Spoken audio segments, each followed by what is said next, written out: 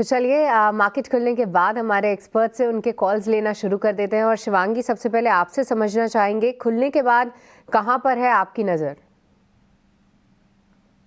असर है Indian hotel पे। हम देख रहे हैं कि फ्राइडे के सेशन में भी यहाँ पे 4.5% का जो शॉर्ट्स था वो कवर हुआ है, यानी कि ये शॉर्ट कवरिंग मूव देखने को मिला था। और अब जो है यहाँ पे लॉन्ग्स ऐड हो रहे हैं फ्रेश हाइस पे, एक नए टेरिटरी में कामकाज करने के लिए पूरा सस्टेन्ड मूव यहाँ पे नजर आ रहा है।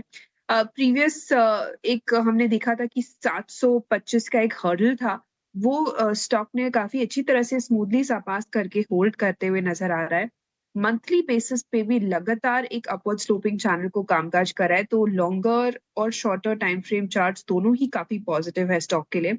तो यहाँ पे खरीदारी की सलाह है। शॉर्ट टर्म के लिए 770 के टारगेट्स बनते हुए दिख रहे हैं, 725 के एक स्टॉप लॉस के साथ। और थोड़ी अगर लंबी अवधि की है तो 800 तक के टारगेट्स यहाँ पे बनते हुए दिख सकते हैं। ठीक है, तो 800 तक के टारगेट्स मध्यम अवधि में इंडियन होटल्स के लिए आप ध्यान में रखिए। और देखिए, ये काउंटर काफ़ी स्ट्रॉन्ग है क्योंकि मार्केट की पूरी करेक्शन या वॉल्टिलिटी के बीच में इसने पहला एक तो पार्टिसिपेट नहीं किया, और दूसरा आज देखिए फिर से ऑल टाइम हाई बनाता हुआ दिख रहा है। तो कितना स्ट्रॉन्ग काउंटर है आपको इसी से पता चल जाएगा। प्राइस एक्शन अगर नोट करेंगे तो यहाँ पर शिवांगी के जो नियर टर्म टारगेट्स आ रहे हैं वो 770 के हैं, 725 का आपको यहाँ पे स्टॉप लॉस लगाना है। पर हम देखें आज तो इंडिया विक्स में भी लगभग अब 5% का उछाल देखने को मिला है। मार्केट्स वॉलेटाइल जरूर है क्योंकि निचले स्तरों से जिस तरीके का खुलने के बाद एक तेजी से ड्रॉप जरूर आया था, उतनी ही तेजी से थोड़ी बहुत रिकवरी के संकेत दिखा रहे हैं। निफ्टी 50 फिलहाल 50 अंकों की गिरावट दिखा रहे हैं, वहीं निफ्टी बैंक एक पॉइंट पे 230-240 अंकों की भी गिरावट थी। एक ही कैंडल में लगभग 100 पॉइंट्स रिकवर करता हुआ, वो है आपके लिए निफ्टी बैंक। यहाँ पर अभी जो है 150 पॉइंट की कमजोरी है। पर आज देखिए तो पावर स्पेस भी थोड़ा सा पावर इसमें वापस लौटती हुई दिखी है, जहां पर खास तौर से पीएफसी की अगर हम बात करें तो कई दिनों के बाद यहाँ पे 3% का उछाल जरूर है। एक बार गौरांग जी आपसे समझना चाहेंगे, क्योंकि पूरे पावर क्षेत्र में देखें, चाहे वो पीएसयू काउंटर्स हो, पावर फाइनेंसर्स, पीएफसी, आरएससी जैसे स्टॉक्स, या फिर अन्य पावर रिलेटेड काउंटर्स जिसमें कि टाटा पावर अगर आप ले लीजिए, काफी वीकनेस हावी हो चुकी थी। गौरांग जी, क्या यहाँ पे कोई अट्रैक्टिव अपॉर्चुनिटी आपको दिख रही है? तो सृष्टि, थोड़ा समय दीजिएगा इस प्रश्न का उत्तर देने के लिए, क्योंकि अगर आप ऊर्जा उत्पादन की बात करते हैं तो उसके साथ साथ आपको ऊर्जा वितरीकरण और ऊर्जा उपकरण के क्षेत्र भी ध्यान में रखना चाहिए, क्योंकि ये तीनों ही एक बहुत बड़ा ब्रह्मांड बनाते हैं जिसे हम ऊर्जा क्षेत्र कहते हैं। जिस प्रकार से हमारे भारतवर्ष में ऊर्जा की कमी जब से हमें आजादी मिली तब से रही है, आज की तारीख में भी है और शायद थोड़े समय तक रहेगी, क्योंकि साल दर साल ऊर्जा की मांग बढ़ रही है।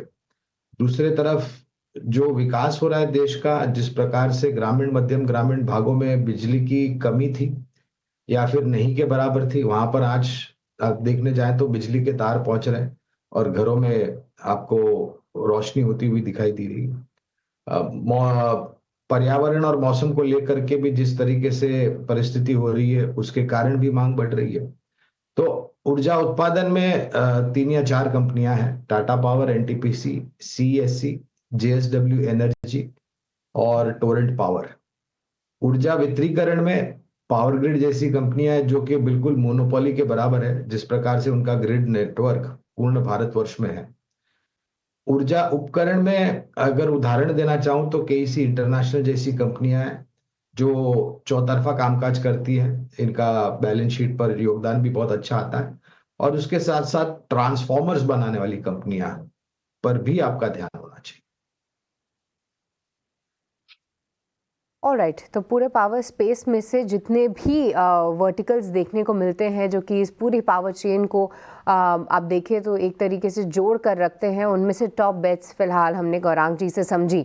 पर इस बीच वॉल्टिलिटी बरकरार है। आज कई दिनों के बाद आप देखिए कुछ एक काउंटर्स स्पेशली फार्मा स्पेस से काफ़ी अच्छी तरीके से ऊपर आ रहे हैं, जिसमें हमने डीवीज लैब एक तो आपके लिए हाईलाइट किया ही था। उसमें स्टॉक प्राइस मूवमेंट इतना इंटरेस्टिंग फिलहाल नहीं दिख रहा है, पर बायोकॉन को लेकर एक पॉजिटिव खबर ज़रूर आई है। इनके one of the key plans को यूएसएफडीए से वीएआई मिला है, 4.5% की तेज़ी है। शिवांगी, एक बार इस पे आपसे चार्ट चेक लेना चाहेंगे। बायोकॉन कैसा दिख रहा है चार्ट्स पे?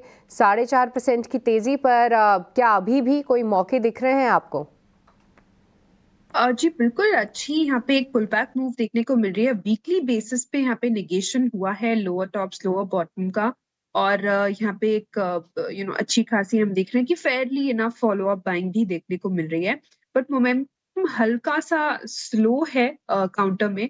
मैं नहीं कहूंगी कि नहीं है, बट स्लो है, तो डेफिनेटली थोड़ा पेशेंस लगेगा। बट 350 तक के लिए जगह बनते हुए दिख रही है स्टॉक में, और 325 के एक सपोर्ट को हम ध्यान रखें। तो चलिए फार्मा प्लेयर्स पर भी नज़र हैं, और फार्मा हेल्थ केयर डायग्नोस्टिक में ऑफ कोर्स नज़र